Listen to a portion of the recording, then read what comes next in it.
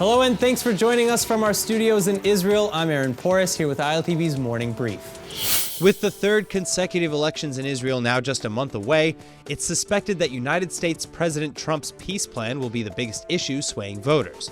But a new survey says that it's not very high on the list of concerns at all.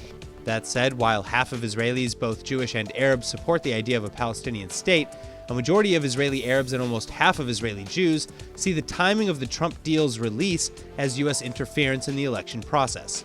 The 2020 Israel Voice Index conducted by the Israel Democracy Institute surveyed nearly 800 Jewish and Arab Israeli citizens, and it has a 3.7% margin of error. Now, so what do Israelis think will have the most impact on the vote going into March 2nd elections? Well, 32%, nearly a third of the public, say that it's Prime Minister Netanyahu's investigations. Next, at 21%, Israelis say the cost of living and housing will be the deciding issue.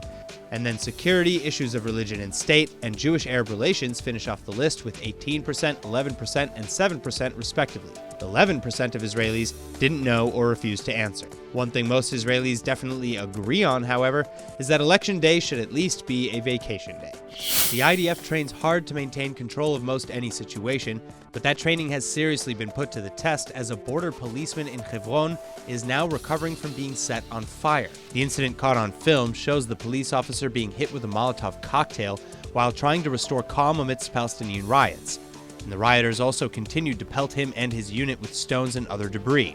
Thankfully, though, the officer on fire has only sustained moderate injuries. Meanwhile, this comes following a strong uptick in violence following the release of the United States peace proposal all across the West Bank and Gaza. Palestinian rioters have been holding daily protests in which they often throw stones and firebombs at Israeli civilian and military targets alike. And at least 9 more explosive or incendiary balloons from Gaza have also floated from the Strip into Israeli communities near the border, some as far as 10 kilometers away. Explosive devices like these have become a favorite of terrorists in the Strip because of how cheap they are to produce and how effective they can be. Thousands of acres of farmland and nature reserves have been destroyed. Israeli police sappers, however, have neutralized these latest threats.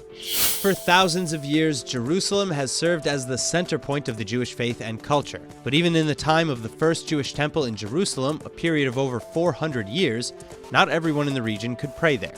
Well, Israeli archaeologists from Tel Aviv University and the Israel Archaeological Authority are now unveiling another massive temple complex just 4 miles or 7 kilometers away from the old city's Temple Mount.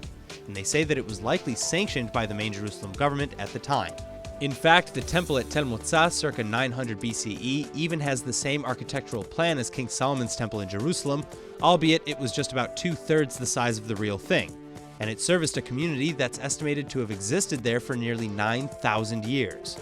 Now, among the discoveries at Tel Motzah so far, there are animal figurines, a refuse pit with bone and pottery remains, a stone-built offering table, chalices, furniture, and much, much more. And researchers are confident that they'll find even more amazing relics as excavations go on. Part of the floor plan, several walls, and whatever lies among them still have yet to be unearthed. Then finally, the site at Tel Motzah is also the first large-scale purpose-built temple in the region of Judah outside of Jerusalem. But excavators believe that it won't be the last. That's all for now, but for more news from Israel, remember to like ILTV on Facebook and on Instagram, and to subscribe to us on YouTube. I'm Aaron Porras, and see you later with our main daily broadcast from Israel at 2 p.m. Eastern Time.